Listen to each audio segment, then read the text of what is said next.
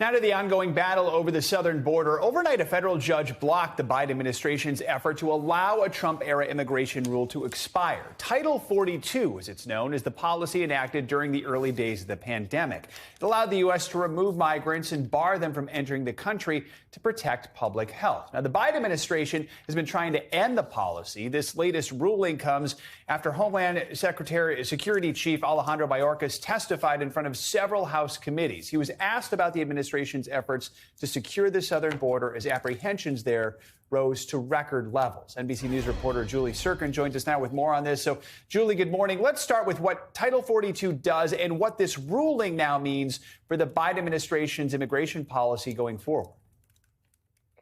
Yeah, Joe, good morning. Well, Title 42 was put in place by President Trump when the COVID pandemic was really coming to an influx point in the United States in March of 2020. And what it helped Border Patrol agents do, what it gave them the authority to do, is to turn away migrants that they deemed were a threat to public safety back home to American citizens. And it helped in turning away nearly 2 million migrants who were trying to cross the U.S.-Mexico border. Now, this ruling that came overnight is something that we did expect since Monday. A Louisiana federal judge ruled a temporary restraining order to stop the Biden administration from rescinding this policy until May 13th. But I will say that is 10 days before the policy was set to expire regardless. So it's not clear how long this temporary restraining order can prevent the Biden administration from rescinding Title 42.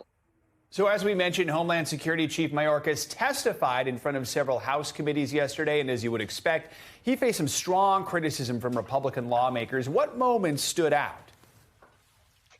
Yeah, Joe, it's not an easy week to be the Secretary of the Department of Homeland Security, and he faced grilling from two big panels over in the House. You can imagine that Republicans who have been very critical of the Biden administration's policy at the border since Biden was sworn into office are now especially heated up over Title 42, something one Republican told me was the last Band-Aid, the last line of security to prevent this influx of migrants at the border that we've been seeing increasingly growing over the last several months. I want you to take a listen to one exchange between Mayorkas and a top Republican on the House Foreign Affairs panel.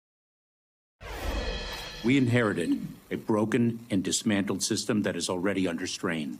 It is not built to manage the current levels and types of migratory flows. Only Congress can fix this. Your responsibility by law is to protect the United States, both air, land, and sea. You have failed in this mission when it comes to our land border. I must say, sir, with all due respect, I am disappointed.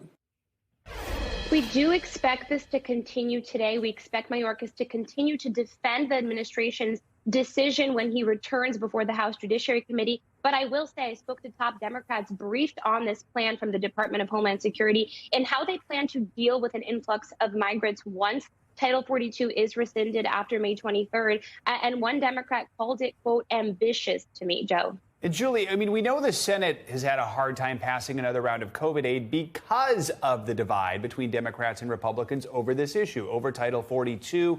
What more can you tell us about that? What can we expect now?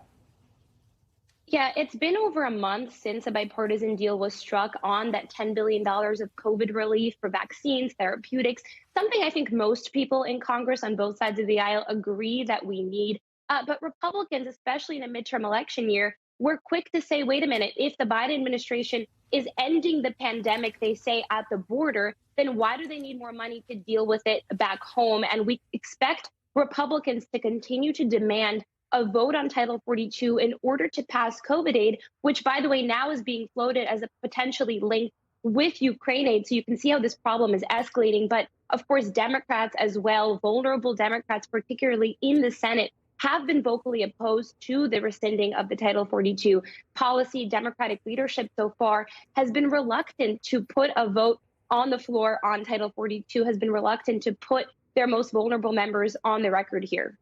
Julie Tsirkin. Julie, thank you so much. Thanks for watching our YouTube channel. Follow today's top stories and breaking news by downloading the NBC News app.